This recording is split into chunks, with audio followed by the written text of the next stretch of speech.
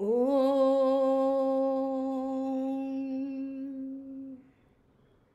भीष्मद्रोणतटा जयद्रथजला गान्धारनीलोत्पला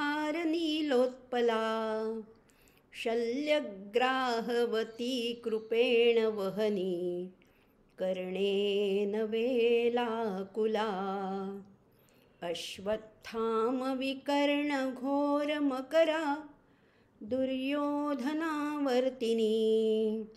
सोत्तीर्णा खलु पाण्डवैरणनदी कैवर्तकः केशवः पाराशर्यवचः सरोजममलं गीतार्थगन्धोत्कटन् नानाख्यानककेसरं हरिकथा सम्बोधनाबोधितं लोके सज्जनषट्पदैरहरः पेपीयमानं मुदा भूयात् भारतपङ्कजं कलिमलं प्रध्वंसि न श्रेयसे मूकं करोति वाचालं पङ्गुल्लङ्घयते गिरिं यत्कृपातमहं वन्दे परमानन्दमाधवं नारायणं नमस्कृत्य नरं चैव नरोत्तमं देवीं सरस्वतीं व्यासं ततो जयमुदीरयेत्। ओम श्री परमात्मने नमः। नमस्कार श्रोते हो, माधवी रघुवीर या यूट्यूब चॅनलमध्ये आपणा सर्वांचं अतिशय मनापासून सानंद स्वागत करत आहे.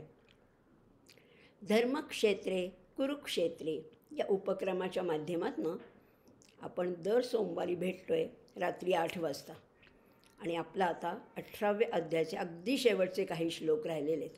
आजचा आहे तो 155वा भाग आहे आणि ह्या भागामध्ये आता अगदी आपला समारोप म्हणजे पुढच्या भागामध्ये समारोप होईल त्याच्या अलीकडचा हा भाग आहे आणि त्याच्यामध्ये सुद्धा आपण आता गीतेच्या अगदी कलशाध्याय म्हणजे कळसावर पोचलेलो आहोत आणि ती गीता आता सगळं म्हणजे त्याच्यातलं सगळं तत्त्वज्ञान, त्याच्यातलं विचारमंथन, त्याच्यातलं व्यवस्थापन, त्याच्यातलं सौंदर्य हे हळूहळू जाणून घेत ह्या टप्प्यापर्यंत आपण येऊन पोचलोसुद्धा.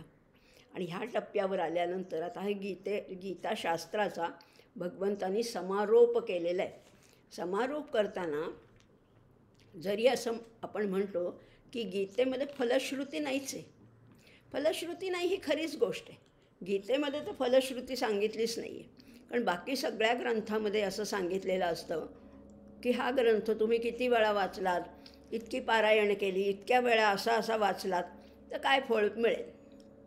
विद्यार्थी लभते विद्या, धनार्थी लभते धनम, पुत्रार्थी लभते पुत्रान, मोक्षार्थी लभते गतिम वगैरे वगैरे. आपण सारखं प्रत्येक ग्रंथाच्या शेवटी फलश्रुती असतेच. गीतेमध्ये फलश्रुती तर नाहीच आहे, पण गीता ही मुळावर घाव घालते. मुळावर घाव घालताना गीता असं सांगते की कुठलंच कर्म तुम्ही फळाच्या अपेक्षेने करायचंच नाही. कर्म करायचं, कर्म करण्यावर तुझा अधिकार आहे पण फळावर तुझा अधिकार नाही आहे. कर्म विपाक सिद्धांत सांगितलेला आहे. कर्म करायचं, उत्तम करायचं, स्वधर्म वर्ण आश्रम ह्याला अनुसरून अतिशय जीव ओतून कर्म करायचं, पण फळाची अपेक्षा ठेवायची नाही. मग गीता ग्रंथ पठण केल्याचं, वाचल्याचं, अभ्यास केल्याचं फळ तरी काय मिळणार आपल्याला असं वाटत असेल, पण असं नाही सांगितलं बरं का गीतेत. मा फलेषु कदाचन असं जरी सांगितलेलं असलं तरी हा कर्माचा सिद्धांतच असं आहे की जिथे कर्म केलं तिथे फळ मिळणारच. किंवा अगदी आजच्या भाषेत म्हटलं तर कॉज अँड इफेक्ट हा सिद्धांतच आहे. कॉज आहे तिथे इफेक्ट होणारच, म्हणजे जिथे कारण आहे तिथे परिणाम असणारच. आणि तोच परिणाम भगवंत आपल्याला सांगतात की ज्यांनी कोणी श्रद्धावानन सुयश्च, फक्त ही गीता ऐकली, फक्त ऐकली, अभ्यास केला नाही, त्याच्यातलं अर्थाकडे तत्त्वज्ञानाकडे अजिबात जो वळला नाही आहे, पण केवळ ऐकली. पण कशी ऐकली श्रद्धायुक्त अंतःकरणाने आणि अनसूय होऊन जर काही गीता नुसती ऐकली, सोपी मुक्त शुभॉन लोकात, तो सुद्धा मुक्त होईल. आणि केवळ ऐकली तरी. त्यामुळे याच्यामध्ये दोनदा अपी हा शब्द आलेला आहे. अपी हे पद दोनदा आलेलं आहे. शृणुयात अपी आणि 6 अपी, दोनदा अपी अपी आलेलं आहे की त्यालासुद्धा हे फळ निश्चितपणाने प्राप्त होईल. म्हणजे कुणाकुणाला हे फळ प्राप्त होणार आहे? म्हणजे जे खरंच ज्यांनी शास्त्रांचं अध्ययन केलं आहे अशा महान विद्वान पंडित आचार्यांना तर प्राप्त होणारच आहे. बरं, जो नुकताच अगदी 2-4 पावलं अडखळत टाकतं आहे असं जिज्ञासू साधक आहे त्यालाही हे फळ काहीतरी प्राप्त होणारच आहे. नुसता श्रवण करणारा आहे, काही अजून कळलेलं नाही आहे, फक्त गीता ऐकली, पण कशी ऐकली? श्रद्धायुक्त अंतःकरणाने अनसूय भावाने ऐकली, त्यालाही मिळणार आहे. किंवा जो भक्त आहे, भक्तिभावाने जो ऐकतो त्यालाही फळ मिळणार आहे. कारण गीता कशी आहे, ही वाङ्मयीन मूर्ती आहे, त्यामुळे प्रत्येकाला हे काही ना काहीतरी त्याच्यातलं मिळणारच आहे. गीता कधीही व्यर्थ जाणार नाही आहे.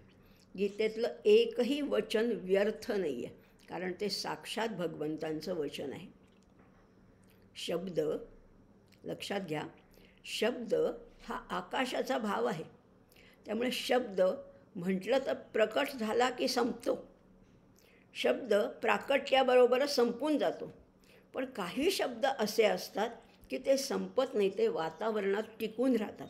आणि हे तर भगवंतांचे शब्द आहेत, त्यामुळे ते आजही टिकून आहेत. 5000 वर्ष होऊन गेली ही गीता सांगून, पण आजही हे शब्द टिकून आहेत. आणि नुसतेच टिकून आहेत असं नाही, तर ते परिणामकारक रीतीने टिकून आहेत. तुमचे आमचे शब्द एक वेळ उडून जातील, वाऱ्याबरोबर उडून जातील, पण हे भगवंतांचे शब्द आहेत आणि म्हणून ते आजही टिकून आहेत. प्रगट झाल्याबरोबर ते संपले नाहीत. हेच त्याचं वैशिष्ट्य आहे.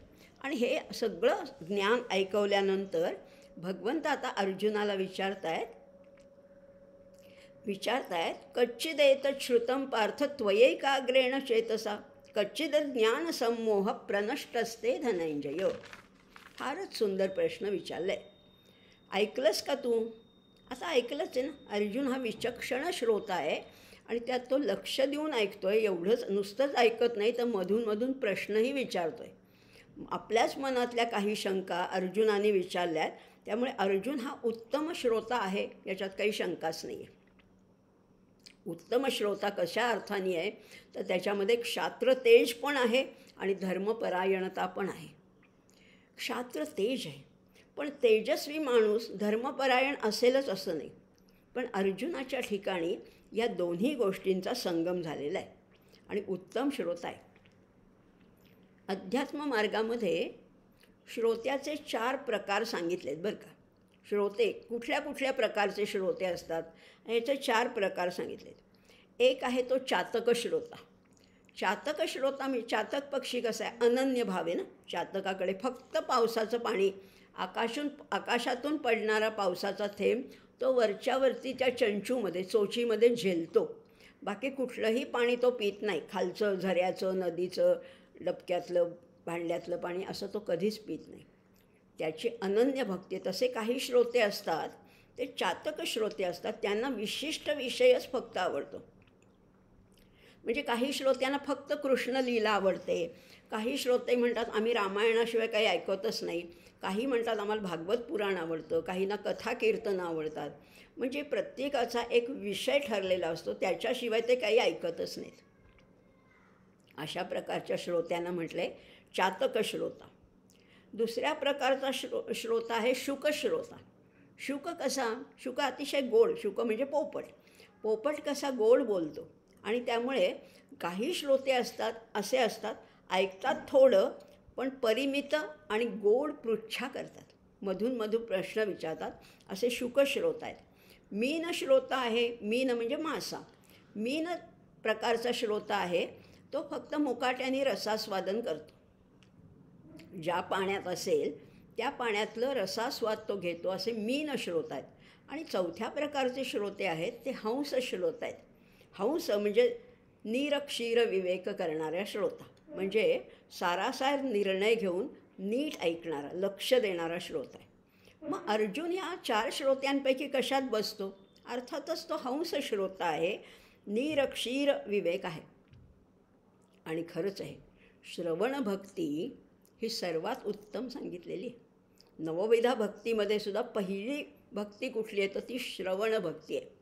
पण श्रवण भक्ती आपण फार लाईटली वापरतो. वरवर त्याचा विचार करतो की काय जाऊ दे, देवळात जाऊन बसावं, नुसतं कानावर पडेल ते ऐकावं. इतकी श्रवण भक्ती इतकी साधी नाही बरं का.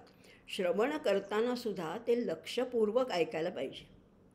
श्रवण करणं, ऐकणं, ह्याला शब्द काय आहेत? To hear. इंग्लिशमध्ये टू हिअर आहे, HEAR, हिअर. त्यालाच पुढे टी लावायचा आहे, म्हणजे हार्ट. श्रवण करताना हृदयामध्ये साठवायचं आहे. नाही तर ह्या कानाने ऐकलं आणि त्या कानाने सोडून दिलं असं नाही आहे. ते बाय हार्ट ऐकायचं आहे. आणि मग ते करता करता त्या हिअरचं काय होतं ते लिसन होतं. लिसन, हिअर वेगळं आणि लिसन वेगळं. मी नेहमीच बोलते याच्याविषयी. सहज जाता जाता रस्त्यावर सुद्धा पुष्कळ गोष्टी आपल्या कानावर पडतात.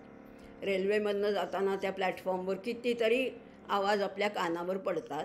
पण काही आवाज, आपल्या प्रियजनांचे आवाज किंवा आपल्याला महत्त्वाचे कामाचे काही व्यक्ती असतात त्यांचे आवाज आपण नीट लक्षपूर्वक ऐकतो ना. एवढ्या कोलाहलात सुद्धा. तसंच आपल्याला आता नुसतं ऐकायचं नाही आहे तर नीट परिसायचं आहे.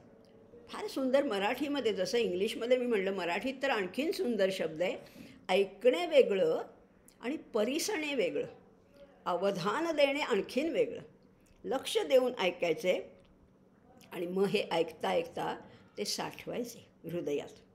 नाहीतरी ही सगुणांची चरित्र कशी आहे? आपण थोरा मोठ्यांची चरित्र वाचतो. कशासाठी ऐकायची? सगुणांची चरित्रे ऐकावी का ते निर्गुण अध्यात्मे शोधावी. या सगुणातून ते निर्गुण अध्यात्म शोधायचे.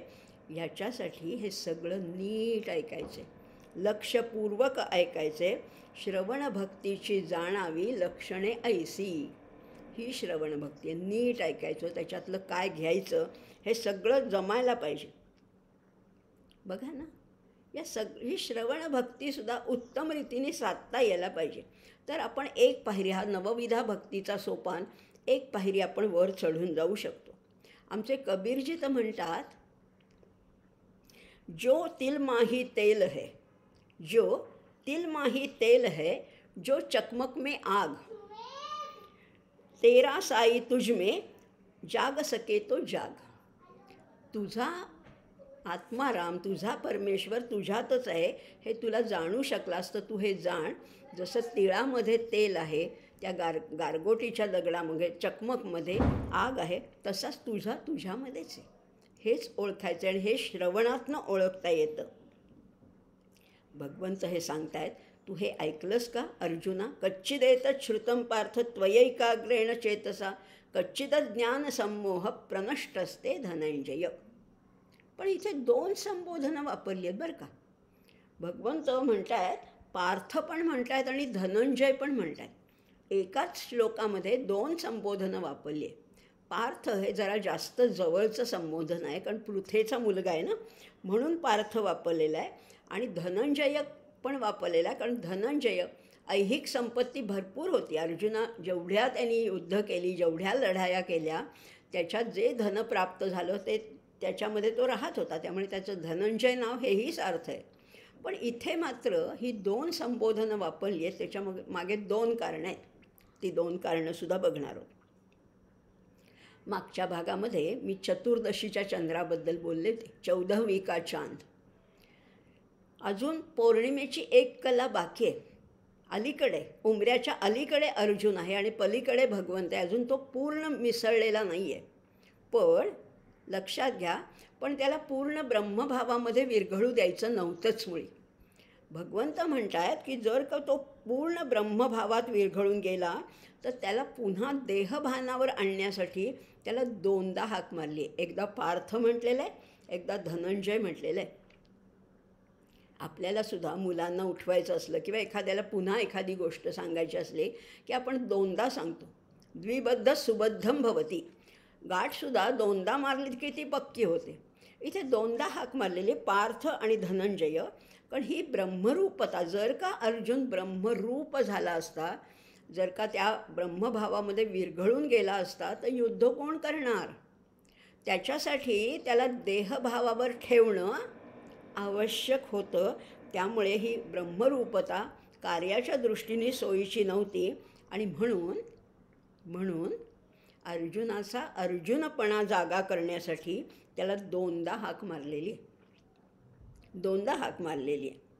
पूर्ण ब्रह्म झाला पार्थू, समजा तो पूर्ण ब्रह्म झाला असता, पूर्ण ब्रह्म झाला पार्थू, तरी पुढील साधाव्या कार्यार्थू मर्यादा श्रीकृष्णनाथू उल्लंघो नेदी. त्याला उमऱ्याच्या पलीकडे जाऊ दिलेलं नाही आहे. अजून माणूसपणातच राहा, तू अर्जुनपणातच राहा, कारण पुढे युद्ध करायचं आहे ना. घनघोर युद्धासाठी ही क्षात्रवृत्ती आवश्यकच आहे. आत्ताच एवढ्यातच त्या मीपणाचा लोप होणं शक्य नव्हतं आणि योग्यही नव्हतं. आत्तापर्यंत भगवंत सांगतायत अहंकाराचा नाश करायचा आहे, मीपणा लोप होऊ देत. पण आत्ता ही घटकाती नाही आहे, ही वेळच योग्य नाही आहे, कारण अजून लढायचं आहे. आणि कोणतीही क्रिया करण्यासाठी द्वैत आवश्यक आहे. द्वैत आवश्यक आहे म्हणून त्या अद्वैताच्या उंबरठ्यावरून पुन्हा द्वैत भावनेवर आणलं आहे. त्यामुळे क्रिया करायची तर द्वैत आहेच, हवंच असं म्हटलेलं आहे. आणि आमचे आचार्य तर म्हणतात अद्वैत जरी अद्वैताचा त्यांनी पुरस्कार केला असला तरी आचार्य म्हणतात भावाद्वैतम सदा कुर्यात क्रियाद्वैतम कर हिचित. भावानी अद्वैत साधायचे, क्रियेनी नाही. मागे पाहिलं होतं आपण 5व्या अध्यायामध्ये. विद्या विनय संपन्ने ब्राह्मणे गविहस्तिनी. हे सगळे जरी एकरूपच असले, ब्राह्मण असू दे, हत्ती असू दे, कुत्रा असू दे, चांडाळ जातीचा मनुष्य असू दे, हे सगळे जरी एकरूप असले तरी क्रियेने त्यांना वेगळंच वागवायचं आहे. कुत्रा आणि ब्राह्मण जरी मनाने एक मानला म्हणून कुत्र्याला सिंहासनावर बसवायचं नाही आहे, ब्राह्मणाला गवत खायला द्यायचं नाही आहे किंवा गाईला काही हे द्यायचं नाही आहे, अशा गोष्टी जर सांगितल्या आहेत तर भावाद्वैतम सदा कुर्यात. आणि तसंच भगवंतांची ही भूमिका आहे. आणि म्हणून अर्जुन पण अजून थोडा काळ टिकवून ठेवायचे, युद्ध होईपर्यंत तरी. आता अर्जुन उत्तम श्रोता आहे तर आपण वारंवार बघतोय, विचक्षण श्रोता आहे. आत्ताच त्याला आपण नवीन नाव दिलं हंस श्रोता आहे. नीर क्षीर विवेक करते, उगीच सगळं ऐकत नाही आहे, पाखडून घ्यायचं आहे. खरंच आहे. जैसे लाखोलीचे धान्य, पूर्वी लाखोली व्हायची पद्धत होती, लक्ष व्हायचं पद्धत होती. तर जैसे लाखोलीचे धान्य निवडून वेचिता होते मान्य. असंच नुसतं शेराने ओतायचं नसतं, ते निवडून वेचिता होते मान्य. सगट मानिता अमान्य देवक शोभे. लाखोली, आता फुलांची, प्राजक्ताची लाखोली, बेलाची लाखोली, दुर्वांची लाखोली पूर्वी वाहत होते. पण म्हणून काही ढीकच्या ढीक घालायचा नाही आहे गवताचा भगवंताच्या परमेश्वराच्या ह्याच्यावर. ते निवडून करायचे. इथे सुद्धा हे जसं लाखोलीचं धान्य आहे तसंच हे सगळं निवडून अर्जुनसुद्धा वाटेल ते घेत नाही आहे. आवश्यक तेवढंच किंवा जे आपल्या कार्यासाठी मार्गदर्शक आहेत तेवढंच घेतो आहे. नाहीतरी गणपतीचे कान कसे सुपासारखे आहेत. सुपासारखे याचाच अर्थ असा आहे की पाखडून घ्यायचे, अनावश्यक फोलपटं बाहेर टाकायचे आणि आवश्यक तेवढंच घ्यायचे. इथे सुद्धा अर्जुनाची तीच भूमिका आहे. आणि त्यालाच भगवंत प्रश्न विचारत आहेत की तू ऐकलंस ना, कच्चिदेत श्रुतं पार्थ त्वयैकाग्रेण चेतसा. नाहीतरी हे जे करायचं आहे ना, ऐकून अनावश्यक सगळं व्यर्थ आहे ते सगळं टाकून द्यायचं आणि आवश्यक तेवढंच घ्यायचं आहे.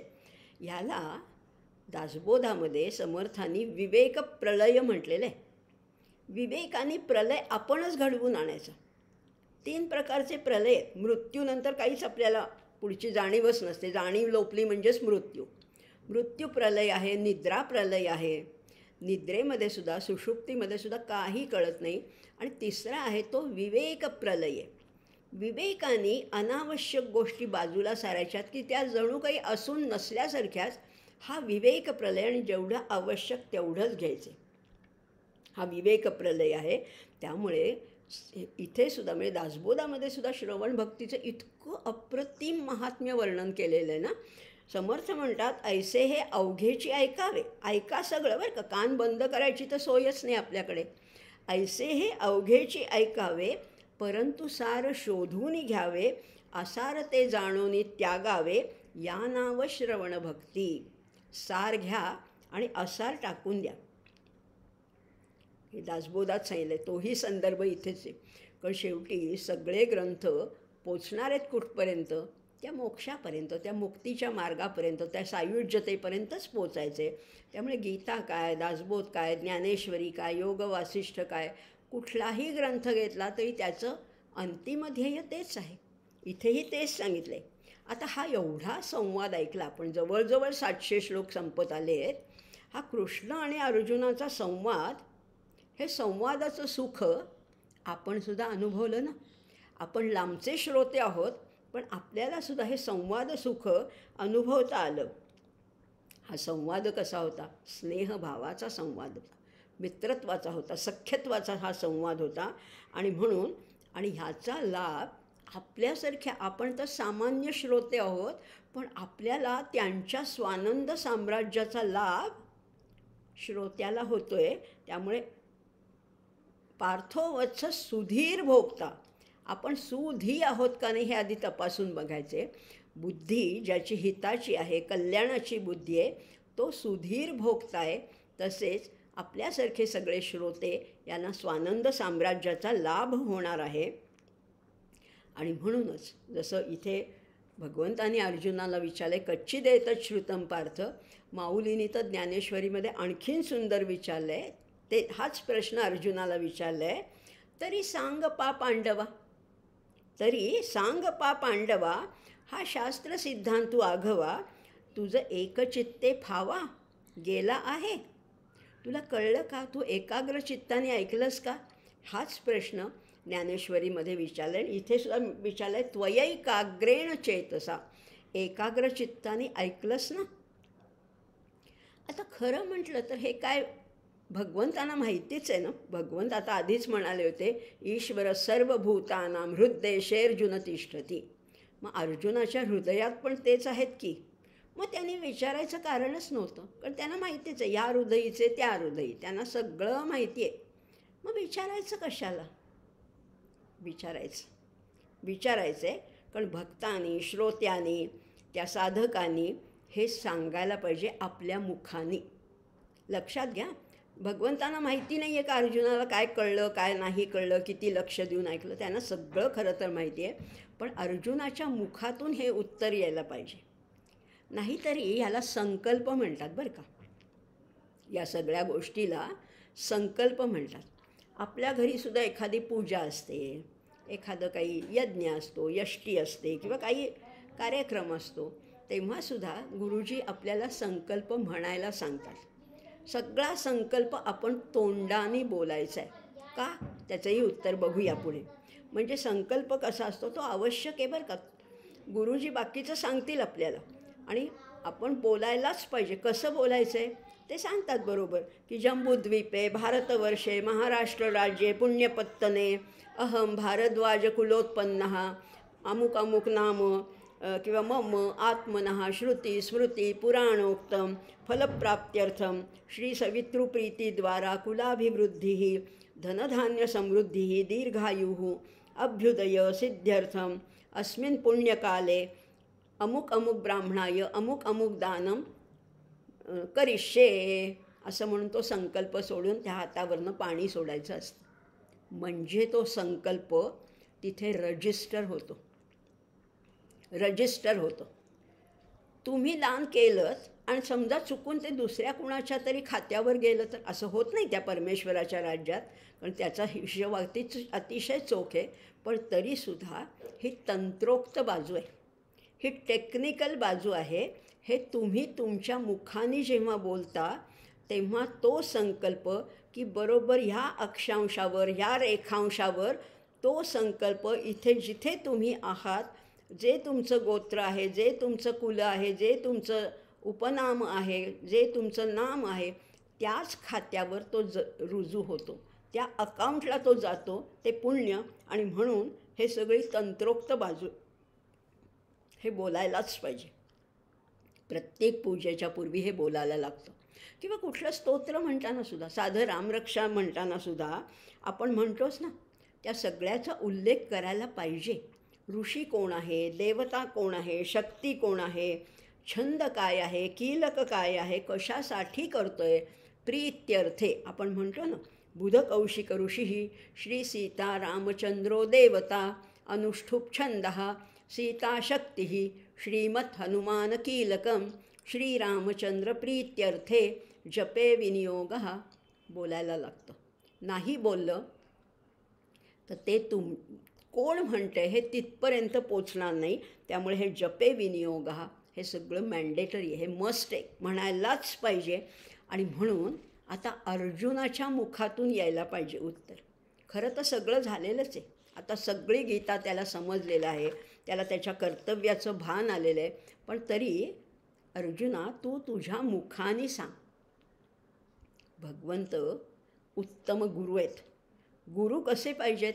हे गुरु जे खरे सद्गुरू आहेत त्यांना शिष्याच्या कल्याणाची तळमळ आहे. त्या शिष्याचं भलं व्हावं, इथेच इहलोकात नाही तर परलोकात सुद्धा भलं व्हावं.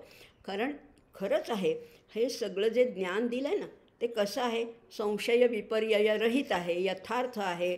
सम्यक ज्ञान प्राप्त होऊन त्या ज्ञानाचं फळ त्याला प्राप्त व्हावं, त्याचं जीवन कृतार्थ व्हावं, त्याचं जीवन परिपूर्ण व्हावं, तो योग्य मार्गाने जावा, अशी गुरूंची तळमळ आहे. नाहीतरी असं म्हटलेलं आहे, गुरवो बहवस् सन्ति शिष्य वित्तापहारकाः तत् दुर्लभस्स गुरुर्लोके शिष्य चित्तापहारकाः.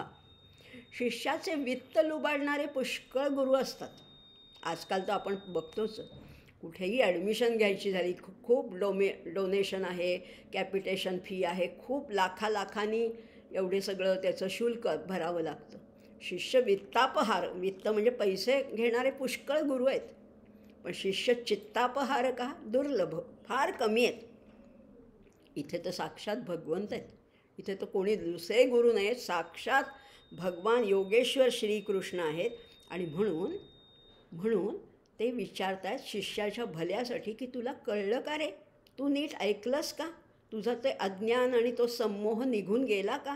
भगवंत विचारत आहे. खरं तर ते कसे आहेत आपल्याला माहितीच आहे. सर्व शक्तिमान आहेत, सर्वज्ञ आहेत, सर्वगामी आहेत, सर्वव्यापी आहेत. त्यांना काय अशक्य आहे. त्यानेच सांगितलं, ईश्वर सर्वभूतानां हृद्देशेर्जुन तिष्ठती. ऑम्निपोटंट आहेत, ऑम्निशियंट आहेत, ऑम्निप्रेझेंट आहेत सगळे. पण तरीसुद्धा आपल्या शिष्याला या भोगजीवनाकडून भावजीवनाकडे न्यायचं आहे आणि या भावजीवनाकडून भद्रजीवनाकडे न्यायचं आहे. लक्षात घ्या, तिन्ही भचे शब्द आहेत. पहिलं आहे ते भोगजीवन आहे, नंतर आहे ते भावजीवन आहे, आणि शेवटचं क्लायमॅक्स आहे तो भद्रजीवन आहे. त्यामुळे हा सकारात्मक जो दृष्टिकोन आहे ना, तो भगवंत अर्जुनाला देते. ऑप्टिमिस्टिक हा व्ह्यू आहे. आणि ही गुरु शिष्यांची जी जोडी आहे ना, हा ज्ञानोपदेश आता सांगून झालेला आहे. आता अर्जुनाची जी पूर्वीची पहिल्या अध्यायातली मनोभूमिका आठवते का तुम्हाला? अर्जुन म्हणत होता की हे केलं तर कुलक्षय होईल, मग कुळधर्म नाहीसे होतील, मग मला पाप लागेल, मग मला नरकात जावं लागेल, मला ते पृथ्वीचं राज्य नको, त्रिभुवनाचं राज्य नको, असं बोलत होता. आता एवढे 17 अध्याय 18 अध्याय झाल्यानंतर मनोभूमिका आता पूर्ण बदललेली आहे. त्याचा भ्रम निराश झालेला आहे, त्याचा शोक, त्याचा मोह सगळा नष्ट झालेला आहे, अज्ञानाचा अगदी ध्वंस झालेला आहे. आणि हेच एवढ्या शास्त्र उपदेशाचं हे प्रयोजन आहे. याच्यासाठीच ही गीता खरं तर सांगितलेली आहे. आणि खरंच आहे, नाहीतरी गुरूंचं कर्तव्य काय आहे? शिष्य तृप्त होईपर्यंत त्याला ज्ञान देणं हे गुरु खरं तर आपलं कर्तव्य समजतात. आणि म्हणून इथे प्रश्न विचारला आहे, कच्चित एतत् श्रुतं पार्थत. एतत् शब्द वापरला आहे. एतत् हे सामिप्य दर्शक आहे, समीपता, जवळीक दाखवणारे हे ज्ञान. कच्चित एतत् श्रुतं पार्थ, हे ज्ञान. आणि कसं ज्ञान आहे हे हे म्हणजे इथे आत्ता तुला सांगितलेलं ज्ञान ते नाही आहे. हे ज्ञान कसं आहे ते गुह्य ज्ञान आहे. खूप वेळा शब्द वापरले, सर्व गुह्यतमं भूय किंवा अतिगुह्यतमं शास्त्रम, इति गुह्यतमं शास्त्रम, हे रहस्यमय आहे. आणि खरंच जर का तू हे एकाग्र चित्ताने ऐकलंस ना अर्जुना, तर निश्चितपणाने मोह नाहीसा होणारच आहे. आता पार्थ, धनंजय 2 शब्द वापरलेत ना, दोनदा, कारण त्या देहभावावर त्याला आणायचं आहे. पण आणखीन एक अर्थ आहे बरं का, म्हणजे जर आपण एका शब्दाचा अभ्यास करायला लागलो ना, तो आपल्यालाच अनेक पैलू उलगडत जातात. पार्थ हा पृथेचा मुलगा म्हणून जवळीक आहे. जेव्हा काहीतरी जवळची गोष्ट सांगायची आहे, काळजातली, हृदयातली सांगायची आहे, तेव्हा तर भगवंत त्याला पार्थ म्हणतातच. पण आता धनंजय का म्हटले, कारण लौकिक धन पुष्कळ प्राप्त झाले, पुष्कळ संपत्ती अर्जुनाने मिळवली, कारण सगळ्या लढाया त्यांनी जिंकलेल्याच आहेत. पण लौकिक धनापेक्षा आता तू काय कर अर्जुना, तत्वरूप ज्ञानरूप असं धन प्राप्त कर आणि अशा अर्थाने सुद्धा तू धनंजय हो. म्हणून पार्थाबरोबर त्याला धनंजय म्हटलेलं आहे. नाहीतरी गीतेमुळे आपण किती श्रीमंत झालो आहेत नाही का. गीता आपल्याला श्रीमंत करते, म्हणजे लॉटरी वगैरे नाही लागणार, विचाराने, मनाने, कल्पनेने आपण किती श्रीमंत झालेले आहेत. खरंच आपल्याला एक जो आनंदाची अनुभूती येते आहे ना, ही श्रीमंत करणारी आहे. आणि गीता जीवनामध्ये हिंमत निर्माण करते, तुमच्यामध्ये धैर्य, धृती, उत्साह निर्माण करते, एक नवीन दृष्टी देते. डोळे तेच आहेत बरं का, डोळे तेच आहेत, चष्मा तोच आहे, पण एक व्हिजन देते. एक गीता आपल्याला एक व्हिजन देते, एक वेगळंच दर्शन घडवते. आत्तापर्यंत ते आम्हाला माहितीच नव्हतं. आम्ही याच जगात राहत होतो, एवढी वर्ष याच जगात राहतो आहे. पण आता एक निराळी दृष्टी मिळालेली आहे, ही तेजस्वी तपोदृष्टी मिळालेली आहे, कारण ह्या तपोबलानी मिळालेली आहे. कारण गीता आपल्याला डिसिप्लिन शिकवते, आपल्याला एक अनुशासन शिकवते. कारण गीतेमध्ये प्राण आहे, गीतेमध्ये जीवन आहे, गीतेमध्ये तेज आहे. अहो एवढंच काय, आता बघा ना, ही भगवद्गीता आपल्या भारतभूमीचं अतिशय वैभवाचं अगदी अंतःकरणातला ठेवा आहे, फार मोठा असा ठेवा आहे. म्हणून तर पूर्वी आपल्याकडे विदेशी अतिथी जेव्हा यायचे आपल्या भारत देशाला भेट देण्यासाठी, परदेशातून जेव्हा अतिथी यायचे तेव्हा त्यांना ताजमहाल भेट दिला जायचा. आता परिस्थिती बदलली, आता त्यांना भेट दिली जाते ती भगवद्गीता, आणि ते त्या भगवद्गीतेचा अभ्यास करतात. आणि त्यांना देखील, ते विदेशी आहेत म्हणून त्यांना त्याचं मिळत नाही असं काहीच नाही, त्यांनासुद्धा त्याच्यातली अनेकानेक उत्तमोत्तम रत्न प्राप्त होतात. कारण खरंच आहे हो, ज्ञान, भक्ती, कर्म या सगळ्याचा समन्वय आहे ते गीता आहे. आणि हे गीतेचे पंचप्राण जीवनात उतरले तर काय ते जीवन तेजस्वी होणार आहे. आणि म्हणून भगवंत जे विचारतात, कच्चिदे तच्छ्रुतं पार्थ त्वयैकाग्रेण चेतसा, त्वया एकाग्रेण चेतसा श्रुतं, ऐकलंस ना. आणि कच्चित अज्ञान संमोह, तुझं अज्ञान नाहीसं झालं का, तुझा संमोह गेला का, प्रनष्ट असते नाहीसा झाला का, हा प्रश्न विचारलेला आहे. आता अर्जुन तर ज्ञानी होता की, पुष्कळ शिकलेला होता. श्रुतिवित प्रतिपन्ना ते यदा स्थास्यती निश्चला, पुष्कळ नीतिग्रंथ, धर्मग्रंथ, राजकारण सगळ्याचा त्यांनी अभ्यास खरं तर केलेला होता. मग अज्ञान कुठलं, देहबुद्धी हेच अज्ञान आहे. मी देह आहे असं वाटणं, मी अर्जुन आहे असं वाटणं, हेच अज्ञान आहे. आणि मोह कुठला होता, लढू नको, कर्तव्य का अकर्तव्य, हा मोह झालेला होता. हे दोन्ही तुझं नाहीसं झालं का अर्जुना, असा प्रश्न भगवंतांनी विचारलेला आहे. श्रवण भक्तीचे आता अगदी कळस गाठलेला आहे. आणि आता एवढं अर्जुनाने ऐकलं आणि आता अर्जुन साक्षात उत्तर देतोय. काय म्हणतोय, अर्जुन उवाच, आता अर्जुन बोलतोय. आणि आताची भूमिकाच वेगळी आहे. आत्तापर्यंत प्रश्न विचारत होता की हे कळलं नाही, हे परत सांग, किंवा ह्याचा काय अर्थ आहे, किंवा असे अनेक प्रश्न आत्तापर्यंत अर्जुनाने विचारले.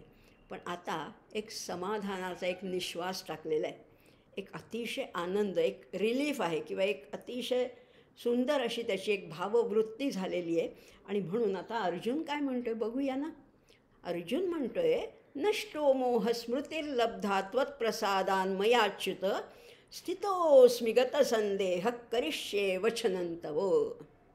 नष्टो मोह, मोह नाहीसा झालेला आहे.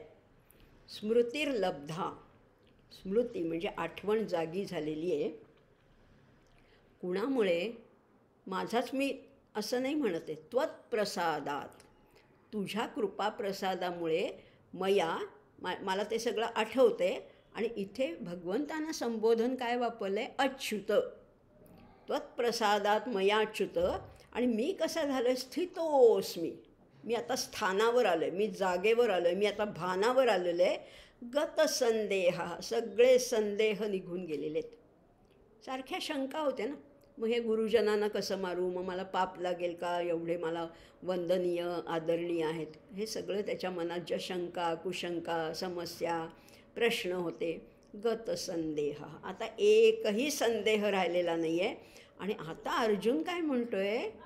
फार महत्त्वाचं वाक्य आहे, जे आपणही लक्षात ठेवायला पाहिजे. करिष्ये वचनं तव, मी आता तू सांगशील तेच करणार आहे. बघा, आता हा श्लोक तर कळला, अर्थही साधारण कळलं. आता प्रत्येक शब्द समजून घेऊया. इथे आता भगवंतांना संबोधन काय वापरलं आहे? अच्युत. अच्युत म्हटलेलं आहे. संपूर्ण भगवद्गीतेमध्ये फक्त 3दा अच्युत म्हटलेलं आहे बरं का, फक्त 3दा. खरं तर भगवंतांचंच नाव आहे. अनेक वेळा केशव म्हटलं आहे, जनार्दन म्हटलेलं आहे, किंवा अनेक गोष्टी म्हणजे किंवा कृष्ण म्हटलेलं आहे. अशा खूप वेळेला त्याला हाका मारलेले आहे. पण अच्युत फक्त 3दा म्हटलेले. पण अच्युत हे साधारण नाम नाही आहे, हे स्पेशल नाव आहे, हे विशेष नाव आहे. आणि अच्युत कुणाला म्हणतात?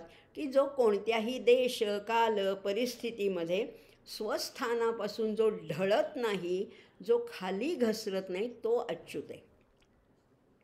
आता अर्जुनच आधी घसरत चाललेला होता, त्याला वर खेचायचं होतं, त्याला आपल्या वर्ण, आश्रम, क्षात्रधर्म याची जाणीव करून द्यायची होती. मग भगवंत स्वतः अच्युतच असायला पाहिजेत ना.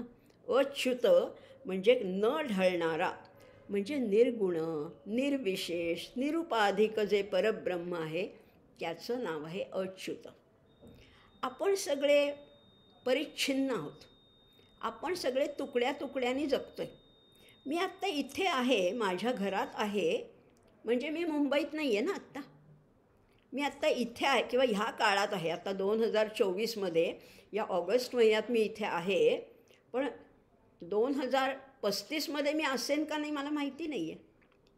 म्हणजे देशाने आपण परिच्छिन्न आहोत, कालाने आहोत, परिस्थितीने आहोत. किंवा मी स्त्री आहे म्हणजे मी पुरुष नाही आहे, मी लहान मुलगा नाही आहे. म्हणजे ह्या सगळ्यांनी आपण बांधले गेलेलो आहे. पण तो कसा आहे? तो सगळ्याच्या पलीकडे. तो कधी ढळतच नाही, तो कधी घसरतच नाही, तो कधी बाल नाही, कधी तरुण नाही, कधी वृद्ध नाही, असा तो अच्युत आहे. असं 3दा त्याला म्हटलेलं आहे. स्वतःच्या स्थानापासून ढळायचंच नाही खरं म्हटलं तर. नाहीतरी आपलं स्थान आपण सोडायचंच नसतं. उगीच अशा वाऱ्याप्रमाणे वाहणारी माणसं कधीच आपलं कार्य यशस्वी रीतीने करूच शकत नाही. अहो, साधं मगरीचं उदाहरण बघितलं, मगर जोपर्यंत पाण्यात आहे तोपर्यंत एखाद्या हत्तीचा पायसुद्धा ओढू शकते मगर.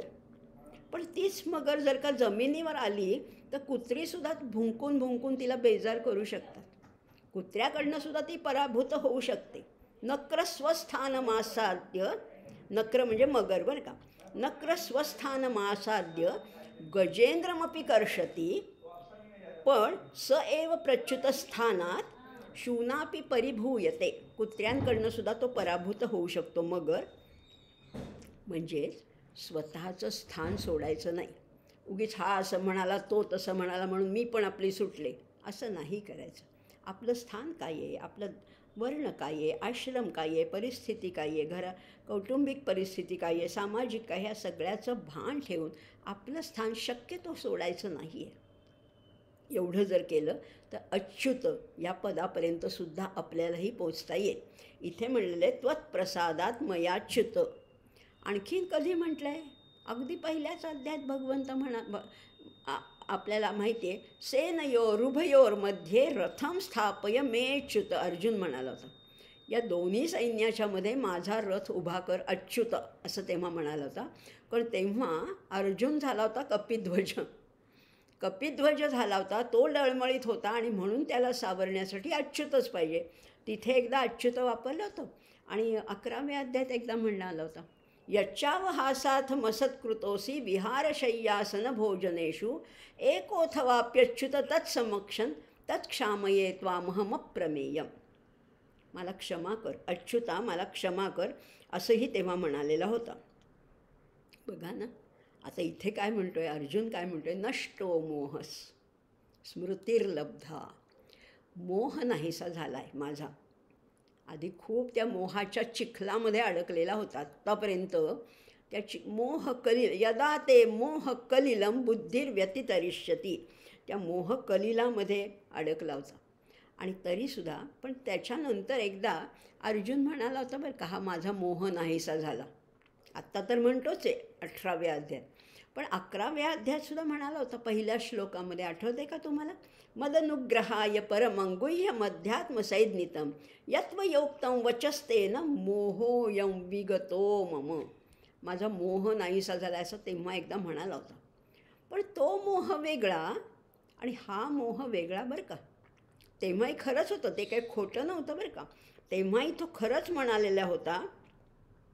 पण तो मोह नाहीसा कशासाठी झाला होता, ते अनुग्रह तत्त्वज्ञान सांगण्याचं, म्हणजे त्याच्यासाठी त्याची पार्श्वभूमी किंवा त्याची पूर्वपीठिका म्हणून त्याचा मोह नाहीसा झाला होता. पण ह्या इथे जो म्हणतोय ना नष्टो मोह, हा जो कृपाप्रसाद आहे हा अतिशय सूक्ष्म आहे. तो होता, तो स्थूल होता. तो कौटुंबिक मोह त्याचा नाहीसा झाला होता. नाहीतरी स्थूल देह, कारणदेह या गुंतागुंतीच्याच प्रक्रिया आहेत, हो की नाही. गुंतागुंतीच्याच सगळ्या प्रक्रिया आहेत. स्थूल पातळीवर आपण पुष्कळ गोष्टी करू शकतो. आपल्या सगळ्यांनाच वाटतं की नाही आपलं आरोग्य चांगलं राहावं, आपण जे अन्न सेवन करतो ते शुद्ध असावं, स्वच्छ असावं, आणि म्हणून आपण पुष्कळ प्रोसिजर करतो. म्हणजे अन्न आणल्यानंतर ते निवडणं, पाखडणं, त्याच्यातलं काय खडे कचरा काडी हे सगळं काढणं हे आपल्या हातात आहे, आपल्या स्वाधीन आहे, आणि मग आपण हे स्वच्छ करतो. पण त्याच्यानंतर अन्न पचवण्याची जी शक्ती आहे ती सूक्ष्म शक्ती आहे, ती संपूर्णपणे आपल्या हातात नाही आहे. त्यामुळे अन्न पचवण्यासाठी जी उत्तम पचनशक्ती हवी, आणि आरोग्य उत्तम नसेल तर मनुष्य हतबल होतं. म्हणजे एक स्थूल पातळीवर आपण काम करतो आणि सूक्ष्म पातळीवर काम करतो. बघा आता लक्षात घ्या, इथे सुद्धा हा मोहामध्ये सुद्धा हे दोन प्रकार आहे. मागचा 11व्या अध्यायातला मोह होता तो स्थूल पातळीवर होता, की हां त्याला पटलं होतं की हे करायला पाहिजे. पण आताचा जो मोह आहे तो आत अगदी लपलेला दडलेला मोह आहे, तोही आता पूर्ण नाहीसा झालेला आहे. खरंच आहे. नाहीतरी बाह्य अहंकार काढून टाकणं हे हातात आहे, की मला ज्या गोष्टींचा अहंकार आहे, की माझं घरदार, शेतीवाडी, बंगला, गाडी, घोडे, हे सगळं काढणं सोपं आहे. पण अंतर्गत सूक्ष्म अहंकार खूप असतात, अहो खूप असतात. ते काढणं आपल्या शक्तीबाहेरचं आहे. पण शक्तीबाहेरचं आहे मग होणारच नाही का, होईल ना. पण लक्षात घ्या, हे आपल्यासाठी, आता हे अर्जुनाचं तर झालं, आपल्यासाठी आता अहंकार नाहीसा करायचा आहे, अहंकार काढून टाकायचं आहे. पण जाता जात नाही ना, आमच्या शक्तीने ते जाणार नाही. मी सगळं सोडू शकेन, पण मी केलं हे काही सोडू शकणार नाही. म्हणजे अहंकार जाता जात नाही. पण त्याच्यासाठी सुद्धा त्याचीच मदत मागायची, अहो त्याच योगेश्वराची, त्याच भगवंताची मदत मागायची आहे. आणि त्यालाच म्हणायचे की माझ्याच्याने हे कार्य शक्य नाही, बघा तूच बाबा काहीतरी कर आणि माझा हा अहंकार नाहीसा कर. हा जो सूक्ष्म भाव आहे ना, आतमध्ये लपलेला, अगदी सांदी सपाटीमध्ये लपलेला जो भाव आहे तो काढून टाकायला पाहिजे. अहंभाव जाता जात नाही आहे, तो काढण्यासाठी त्याची कृपा पाहिजे.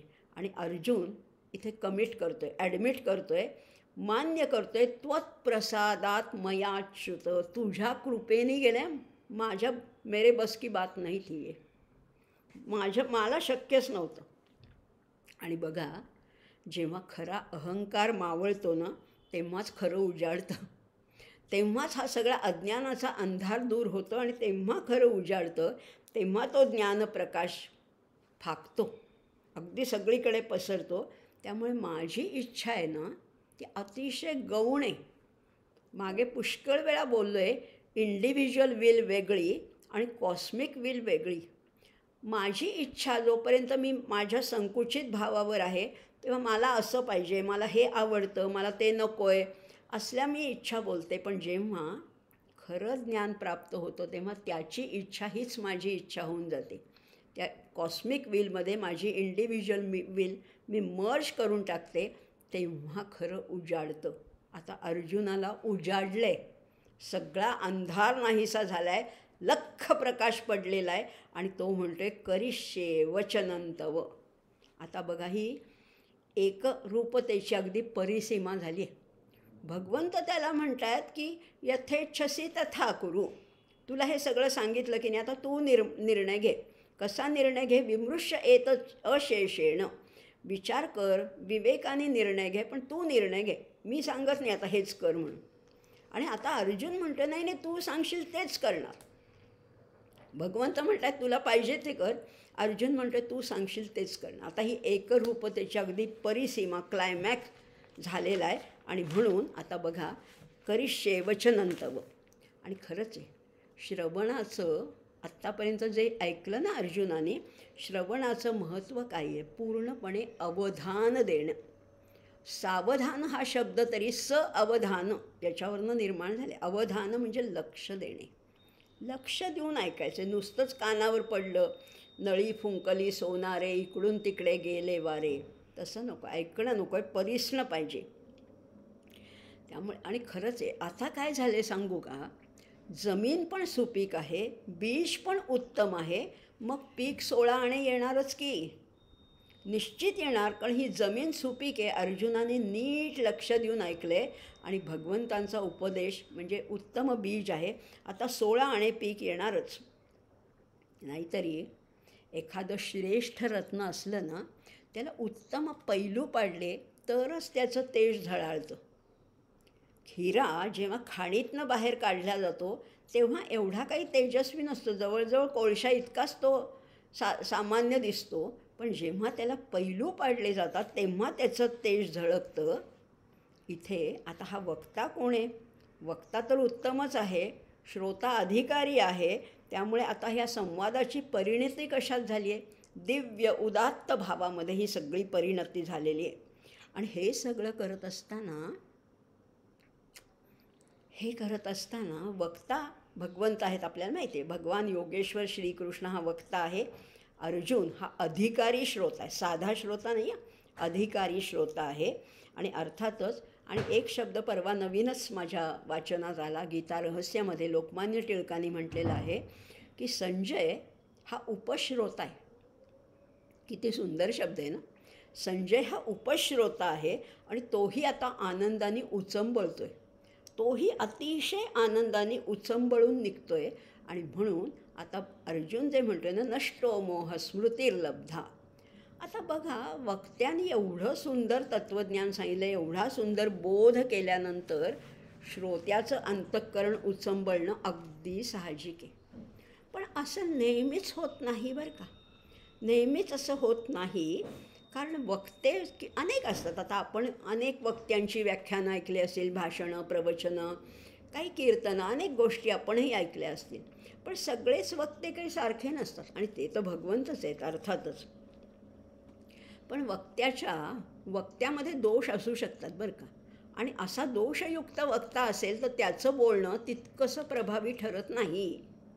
तितकंसं आपण जातो एखाद्या व्याख्यानाला पण कंटाळा येतो, जांभया येतात, झोप येते आणि काहीच कळत नाही. एवढंच कळतं की ते फार विद्वान, आमच्या सगळं डोक्यावरनं गेलं, असं होतं की नाही आपल्याला सुद्धा. कारण वक्त्यामध्ये 4 प्रकारचे दोष असू शकतात बरं का. कुठले 4 दोष तेही जाणून घेऊया या निमित्ताने बरं का. भ्रम आहे, प्रमाद आहे, लिप्सा आहे आणि करणापाटव असे 4 दोष आहेत. बघूया आता काय भ्रम म्हणजे काय आहे. आता बघा, भ्रम म्हणजे स्वतःच्या विषयी अवास्तव अहंकार असणं. आपलं भांडं भरलं नसताना उगीच दुसऱ्याला एखाद्या विषयाबद्दल ज्ञान पाजळणं याला भ्रम म्हटलेलं आहे. स्वतःच्या ज्ञानाविषयी भ्रम आहे. खरं तर काहीच येत नाही आहे. कुठेतरी तुटपुंज ज्ञान मिळालं आहे आणि त्याच्यावर हा वक्ता बोलतो आहे, हा त्याचा एक प्रकारचा भ्रमच झालेला आहे. त्यामुळे हा भ्रम आहे. दुसरा आहे प्रमाद.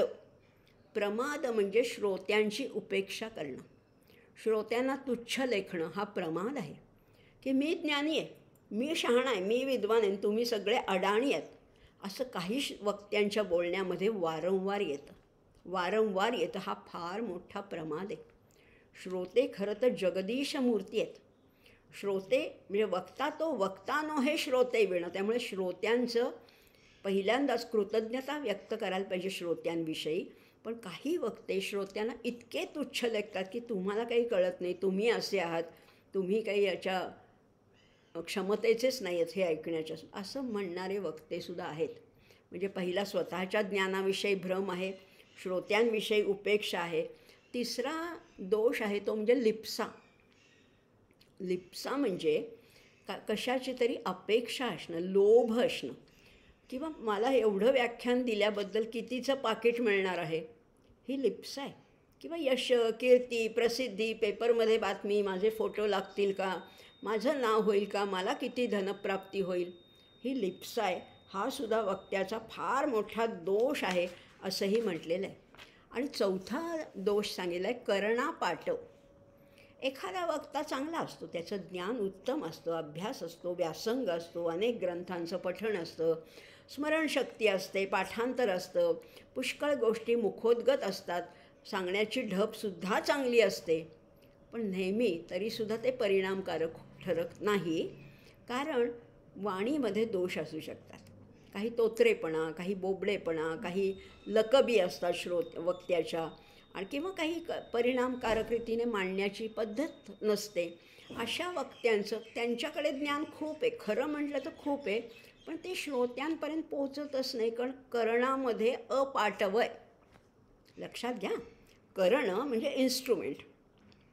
नाहीतरी व्याख्यानातले विचार, त्या वक्त्याच्या मनातले विचार श्रोत्यांपर्यंत पोचवणं, त्याच्यासाठी वाणी, बोलणं, शब्द हे करण आहे. करण म्हणजे इन्स्ट्रुमेंट आहे.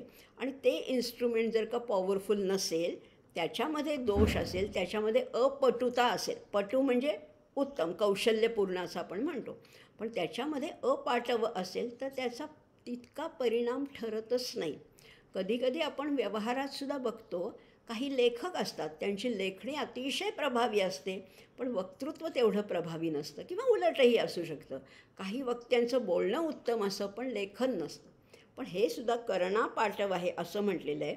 पण इथे बोलणारे कोण आहेत? अहो, साधा वक्ता आहे का हा साधा वक्ता नाहीच आहे मुळी, साक्षात भगवान योगेश्वर आहेत. आणि काय गोड बोलतायत हो. बरं, बोलणंसुद्धा अतिशय प्रासादिक आहे, अतिशय संक्षेपाने आहे, थोडक्यात आहे, पण आशयगर्भ आहे, आणि कुठेही त्या छंदाचा भंग झालेला नाही. काय बोलतायत एवढे 574 श्लोक भगवंत बोललेत, पण कंटाळा येईल का? नाहीच येणार हो. अमृताचा कधी कंटाळा येईल का, वीट येईल का? नाहीच. असे भगवंत आहेत. मग अर्जुन तर अगदी त्या आनंदात ओथंबून निघालेला आहे, आणि तो म्हणतोय नष्टो मोह स्मृतिर्लब्धा. कुठली स्मृती लाभली आहे? स्मृती म्हणजे आठवण, पण आपली साधी आठवण नाही बरं का, की चष्मा कुठे ठेवला, किल्ल्या कुठे ठेवला, ही आठवण नाही. ही स्मृती, त्याला कुठली स्मृती आली आहे? परमात्म तत्वाची जी विस्मृती झाली होती ना, ती मिळाली आता. ते बोधामुळे, ह्या भगवंतांनी केलेल्या बोधामुळे ते जे आवरण होतं ना, ते आच्छादन होतं, ते पूर्ण निघालं, आणि ही स्मृती प्रगट झालेली आहे. सोहम हीच स्मृती आहे. आत्तापर्यंत अर्जुन कोहम कोहम कोहम म्हणत होता, आता त्याला भान आलेलं आहे सोहम. मी ते ब्रह्मभावावरच आहे, ब्रह्माशी एकरूप झालेलं आहे. आणि खरंच आहे, त्याचा संदेह पूर्णपणाने नाहीसा झाला आहे, आणि मी आता वास्तविकतेमध्ये, स्वरूपामध्ये स्थिर झालेलं आहे. आता संदेह नाही. कुठलंही काम करताना जर का संदेह असेल तर ते काम दुय्यम दर्जाचं होतं, गौण दर्जाचं होतं. होईल का? किंवा आपण साधं डॉक्टरांकडे जातो तेव्हासुद्धा की डॉक्टरांवर विश्वास नसेल, संदेह असेल, नक्की हे होतील का? अमक्याने सांगितलं म्हणून मी आली आहे खरी या डॉक्टरांकडे, पण कितपत त्यांचा उपाय ते लागू पडेल औषध काही सांगता येत नाही. असं तुम्ही म्हणालात तर ते नाहीच होणार. श्रद्धेने घ्यायचे औषधसुद्धा, श्रद्धेने घ्यायचे. का मग सेकंड ओपिनियन घेऊ का, त्यामुळे आयुर्वेदिककडे जाऊ का, ॲलोपॅथीकडे जाऊ का, होमिओपॅथी घेऊ, असा संदेह असेल तर काम यशस्वी होत नाहीच. निस्संदेह झाल्यानंतरच काम यशस्वी होतं. इथे अर्जुन झाला आता स्थितोस्मी गतसंदेह. त्यामुळे आता तुम्ही सांगाल तेच मी करीन. आणि स्मृती आल्यामुळे सगळे संदेह, सगळ्या चिंता, सगळं दूर झालेलं आहे. आणि आता तो म्हणते करिष्ये वचनंतव. आपण हे हृदयात कोरून ठेवायला पाहिजे हे वाक्य, करिष्ये वचनंतव. भगवंत आपल्यासुद्धा अंतःकरणातून आपल्याला वारंवार आदेश देत असतात. आदेश देत असतात बरं का. आपण म्हणतो ना, माझा इनर व्हॉईस, आतला आवाज आपल्याला बरोबर सांगत असतो. कितीतरी असे आणीबाणीचे प्रसंग येतात तेव्हा आपल्याला काय निर्णय घ्यावा कळत नाही, पण आतला आवाज बरोबर आपल्याला सांगतो आणि तोच ऐकायचे. करिष्ये वचनंतव असं त्यालाही म्हणायचे. एवढं तर आता नक्की झालं. अर्जुनाच्या उदाहरणावरनं इथपर्यंत आपण येऊन पोचले. आता हे सगळं ऐकतोय कोण, बोलतोय कोण? बघा ना, हे सगळं जे झालं भगवंता, आता अर्जुनाने हे सांगितलं हे तर झालं. ते मन शांत स्थिर करण्यासाठी बाकीच्या कुठल्याही विद्या उपयोगाच्या नाहीत बरं का. फक्त ही अध्यात्मविद्याच आहे. आणि अर्जुन आता म्हणतो आहे की गतसंदेह. आत्तापर्यंत मी पुष्कळ धर्मशास्त्र, नीतिशास्त्र, राज्यशास्त्र, एकेका ह्याचा अभ्यास केलेला आहे.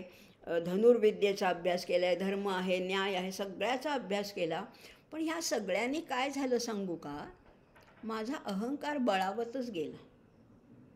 आणि खरंच आहे, आपण जितकं अभ्यास करतो अहंकार बळावतो. पण जेव्हा, लक्षात घ्या, जेव्हा आपली विद्वानांचा खरा परिचय होतो तेव्हा आपल्या क्षुद्रत्वाची आपल्याला जाणीव होते. जेव्हा सत्संगती लाभते ना, तेव्हा हळूहळू त्या आपल्या क्षुद्रत्वाची, आपल्या तुच्छत्वाची जाणीव होते. सत्संगत्वे निस्संगत्वम, निस्संगत्वे निर्मोहत्वम, निर्मोहत्वे निश्चलतत्वम, निश्चलतत्वे जीवनमुक्ती. खरंच आहे. जेव्हा आपली विद्वानांशी ओळख होते तेव्हा आपल्याला लाज वाटायला लागते, आपल्याला संकोच वाटायला लागतं. जेव्हा मला एवढंसं ज्ञान होतं, एवढंसं, तेव्हा मी समजत होते मी म्हणजे काय विद्वान, मी म्हणजे काय हुशार. पण जेव्हा विद्वानांशी संपर्क येत गेला तसं तसं मी किती अडाणी हे कळत गेलं. अर्जुनाची पण ही स्थिती आहे. तोपर्यंत तो शूर, धनुर्धर, पराक्रमी, वीर पुरुष मानतच होता. पण आता हे भगवंतांचं वचन ऐकून तो म्हणते स्थितोस्मी गतसंदेह करिष्ये वचनंतव. पहिल्या अध्यायात त्याचे अगदी हातपाय गळाले होते. सीदंती मम गात्राणी म्हणला होता. आता नाही आहे. आता सगळे संदेह नाहीसे झालेत. भिद्यंत. आता हृदयामध्ये ज्या गाठी होत्या ना, आपल्या सगळ्या हृदयामध्ये संशयाच्या खूप गाठी आहेत बरं का, खूप गाठी आहेत. या गाठी उलगडल्या पाहिजेत. ऋणानुबंधाच्या जिथून पडल्या गाठी, तसंच आहे, या गाठी आहेत. आणि मग या गाठी आणि गाठीला संस्कृतमध्ये ग्रंथी म्हणतात. ग्रंथी. भिद्यन्ते हृदयग्रंथी छिद्यन्ते सर्व संशयाः क्षीयन्ते चास्य कर्माणि तस्मिन् दृष्टे परावरे. मुंडक उपनिषदातलं वाक्य आहे. जेव्हा त्या परावराचं, त्या परमेश्वराचं, त्या परब्रह्माचं दर्शन घडतं तेव्हा एक एक गाठ उलगडत जाते. ही जी गाठोडी साठवली आहेत ना, सगळी नाहीशी होतात, सगळे संशय विरून जातात आणि सगळी कर्माचं बंधनंसुद्धा क्षीयन्ते, सगळे लोप पावतात. त्यामुळे बाकीच्या गोष्टी सगळ्या पोकळ आहेत. धर्म, न्याय, नीती सगळं आहे. आणि व्यावहारिक समृद्धी मिळवली, अभ्युदय आहे, यश आहे, कीर्ती आहे, सत्ता आहे. पण आता मला कळलं आहे मी किती क्षुद्र आहे आणि तू किती महान आहेस. त्यामुळे मी आता तुझंच बोलणं आहे, तुझंच वचन करिष्ये वचनंतव. निमित्तमात्रं भव सव्यसाचिन म्हणाले होते ना, तेव्हाही अर्जुनाला नीटसं कळलं नव्हतं. पण आता त्याला कळून चुकलं की मी खरोखर या युद्धामध्ये सुद्धा केवळ एक कठपुतळी आहे, केवळ एक पपेट आहे, केवळ एक निमित्त मात्र आहे. आणि खरंच आता जेव्हा हे ज्ञान होतं ना, तेव्हा मोह उरत नाही, शोक उरत नाही. तत्र को मोह कशोकः एकत्वम अनुपश्यतः, ईशावास्य उपनिषद सांगतं. मोह नाही, शोक नाही, काहीच नाही. बघा ना, आपण व्यवहारात सुद्धा अनुभवतो. एखादं मोठं वादळ येतं, खूप सोसाट्याचा वारा सुटतो, सगळीकडे अंधारून येतो, अगदी धो पाऊस पडतो आणि त्याच्यानंतर सगळं चित्र स्पष्ट होतं, लख्ख उजेड होतं, सूर्यप्रकाश दिसतो आणि तेव्हा जे छान वाटतं ना, तसंच इथे झालं. आता मोठं वादळ शमल्यानंतर, सूर्याचं आवरण दूर झाल्यानंतर त्या लख्ख प्रकाशाचा अनुभव घ्यायचा आहे. असाच हा गुरुशिष्यांचा संवाद आहे, जो आत्तापर्यंत आपण अनुभवला. आणि आपण तर फारच लांबून, आपण ह्या 5,000 वर्षांनी एवढ्या दूरवर आपण हा अनुभवतो आहे, पण तरीसुद्धा आपल्यालासुद्धा आनंदाच्या उकळ्या फुटत आहेत. हा जो गीतेचा जो आनंद आहे, अवर्णनीय आनंद आहे. मग संजयची काय अवस्था झाली असेल? आपली इथे इतक्या वर्षांनी इतकं एक कण आपल्यापर्यंत पोचला, केवळ एक कण, तरीसुद्धा आपल्याला आनंदाचं भरता येतं. अहो मग संजयनी हे फर्स्ट हँड ज्ञान ऐकलं आहे. हा संवाद, भगवंतांचे शब्द साक्षात प्रत्यक्ष त्यांनी ऐकलेले आहेत. त्याची काय अवस्था झाली असेल ना संजयची? बघूया संजय काय म्हणतोय. संजय उवाच. काय म्हणतोय संजय? इत्यहं वासुदेवस्य पार्थस्य च महात्मनः संवादमिमम श्रौषम अद्भुतं रोमहर्षणम. काय म्हणतोय बघा. इति अहम. आत्तापर्यंत संजय कधी अहम म्हणालाच नव्हता बरं का. मी कधी म्हणालाच नव्हता. आत्ता पहिल्यांदा म्हणते अहम. इति म्हणजे असं. बघा आता शेवटी इति आलं ना. इति म्हणजे समारोपाचंच चिन्ह आहे. इत्यहम वासुदेवस्य पार्थस्य च महात्मनः. 3 प्रकारची षष्ठी विभक्ती आलेली आहे. पार्थस्य, वासुदेवस्य आणि महात्मनः. हा जो संवाद आहे ना, संवादमिमम श्रौषम, हा जो संवाद ऐकला आहे, कसा संवाद होता? अद्भुतम रोमहर्षणम. कुणाचा संवाद होता? पार्थस्य आणि वासुदेवस्य. मग महात्मनः कुणाला म्हटलेलं आहे? अहो दोघांना म्हटलं आहे. पार्थही महात्मा आहे आणि वासुदेवही महात्माच आहे. दोघे महात्मा आहेत. म्हणजे एकच विशेषण जेव्हा दोघांना वापरलं आहे, तेव्हा तिथे एक सुंदर एक शब्द प्रकार होतो. त्याला म्हटलेलं आहे देहली दीप. देहली दीप. देहली याचा अर्थ आहे उंबरठा. हिंदीमध्ये शब्द आला आहे देहलीज. देहलीज हा शब्द हिंदीमध्ये आला आहे, किंवा देहली हा सुद्धा उंबरठाच आहे देशाचा आपल्या. त्यामुळे देहली दीप म्हणजे उंबरठ्यावर ठेवलेला दिवा जसा दोन्ही खोल्यांना प्रकाशित करतो, तसा एकच शब्द दोघांना प्रकाशित करतो आहे, दोघांना ॲप्लिकेबल आहे, दोघांना लागू आहे. महात्मनः पार्थस्य, महात्मनः वासुदेवस्य संवादम इमम अहम श्रौषम. मी ऐकला. अद्भुतम रोमहर्षणम असा संवाद ऐकलेला आहे. आता दोघं महात्मा झालेले आहेत. कसे महात्मा झालेत?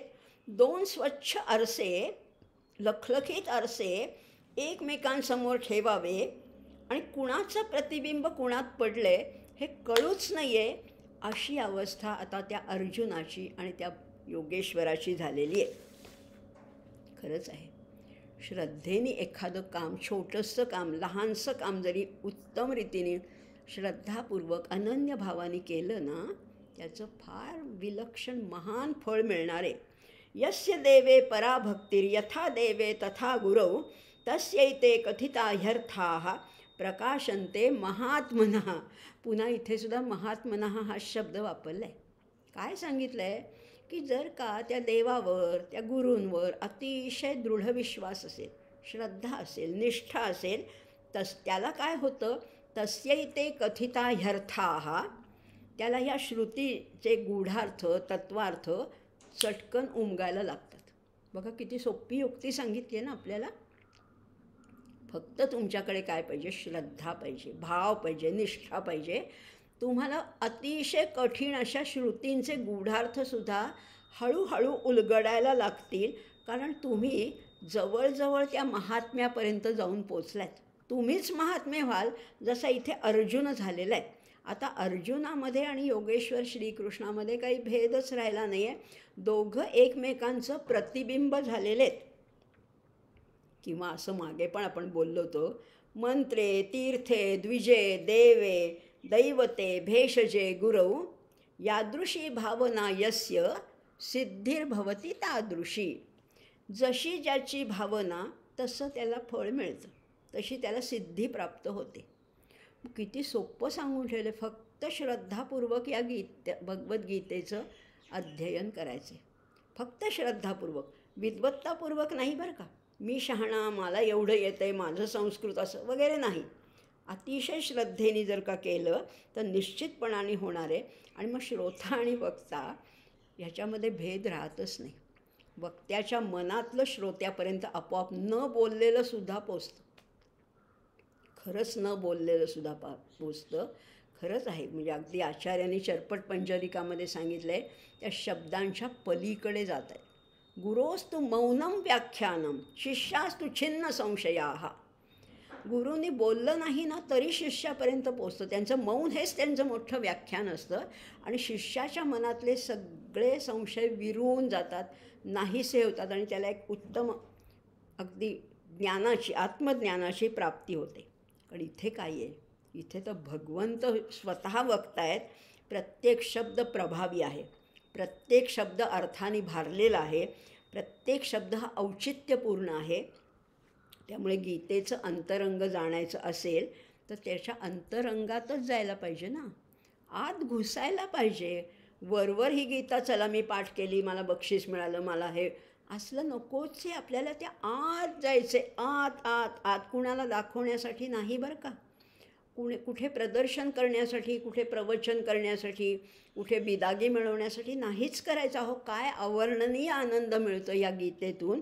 अंतरंगात जायला पाहिजे, त्या भगवंतांच्या हृदयाशी एकरूप व्हायला पाहिजे. म्हणजेच हे गीतामय जीवन जगता यायला पाहिजे. त्या व्यक्तीकडे बघूनच लोकांना वाटायला पाहिजे की ही खरी गीता आहे, साक्षात गीता आहे असं वाटायला पाहिजे.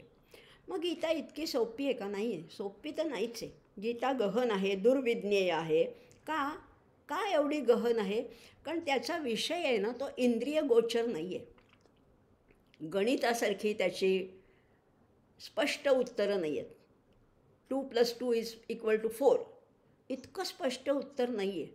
त्यामुळे प्रत्येकासाठी तो म्हटलं तर खूप वेगळा आहे आणि म्हटलं तर एकाच ठिकाणी, एकाच अल्टिमेट डेस्टिनेशनपर्यंत पोचायचं आहे. इंद्रिय गोचर नाही आहे, तो सूक्ष्माहून सूक्ष्म आहे. कारण ते ज्ञान आहे ना, ते बाह्य ज्ञान नाही आहे, ते स्वरूपाचं ज्ञान आहे, म्हणून कठीण आहे. पण नाहीच का मग आम्हाला जमणार? आमच्याकडे काही बुद्धिमत्ता नाही, आमच्याकडे काही एवढी भक्ती नाही, आमच्याकडे काही नाही आहे, जमणार नाही. अहो जमेल, सगळ्यांना, तुमच्यापैकी प्रत्येकाला जमणार आहे.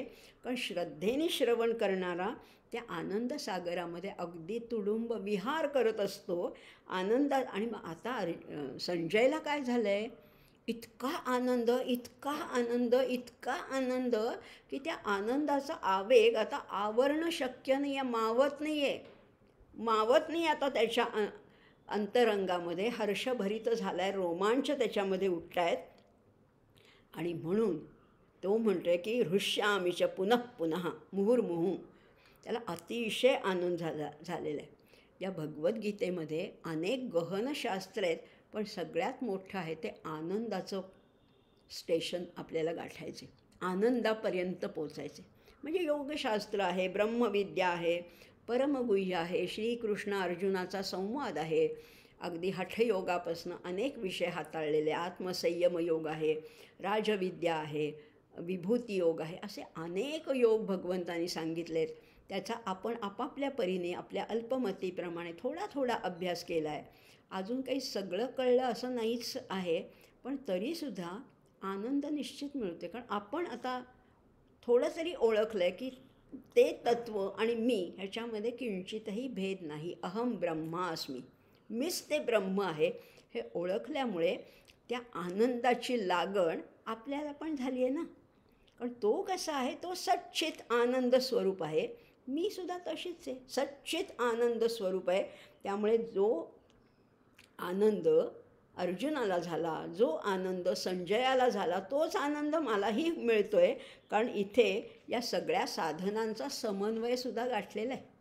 भक्ती आहे, ज्ञान आहे, कर्म आहे, योग आहे.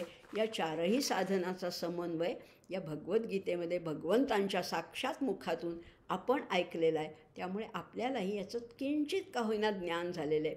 अर्थातच हे ज्ञान प्रत्येकाचं वेगळं आहे, कारण ही स्वसंवेद्य आहे. ही भगवद्गीतेचा जो विषय आहे तो स्वसंवेद्य आहे. यांना जशी गीता कळली, त्यांना कळली, तशी त्यांना वेगळीच कळली असेल. प्रत्येकाचं आकलन वेगळं, प्रत्येकाची क्षमता वेगळी, प्रत्येकाची पातळी वेगळी. त्यामुळे प्रत्येकासाठी ही गीता वेगळी आहे, पण वेगळी असली तरी तितकीच ती आनंददायी आहे. आणि ह्या आनंददायी गीतेच्या अगदी शेवटच्या टप्प्यावर आपण उभे आहोत. पुढच्या भागामध्ये पुढचे अगदी शेवटचे 4च श्लोक राहिलेत. त्याचा समारोप आपण 156व्या भागामध्ये करणार आहोत. आज मात्र इथेच थांबूया. आजचे जे 3 श्लोक झालेत तेवढेच म्हणूया, प्रार्थना म्हणूया आणि मग समारोप करूया. कच्चिदेतच्छ्रुतं पार्थ त्वयैकाग्रेण चेतसा कच्चिदज्ञानसम्मोहः प्रनष्टस्ते धनञ्जय. अर्जुन उवाच नष्टो मोहस्मृतिर्लब्धा त्वत्प्रसादान्मयाच्युत स्थितोऽस्मि गतसन्देहः करिष्ये वचनं तव. सञ्जय उवाच इत्यहं वासुदेवस्य पार्थस्य च महात्मनः संवादमिमं श्रौषमद्भुतं रोमहर्षणम्. असे 3 श्लोक झाले. प्रार्थना घेऊया. ओम शांताकारं भुजगशयनं पद्मनाभं सुरेशं विश्वाधारं गगनसदृशं मेघवर्णं शुभांगं लक्ष्मीकान्तं कमलनयनै योगिभिर्ध्यानगम्यं वन्दे विष्णुं भवभयहरं सर्वलोकैकनाथं.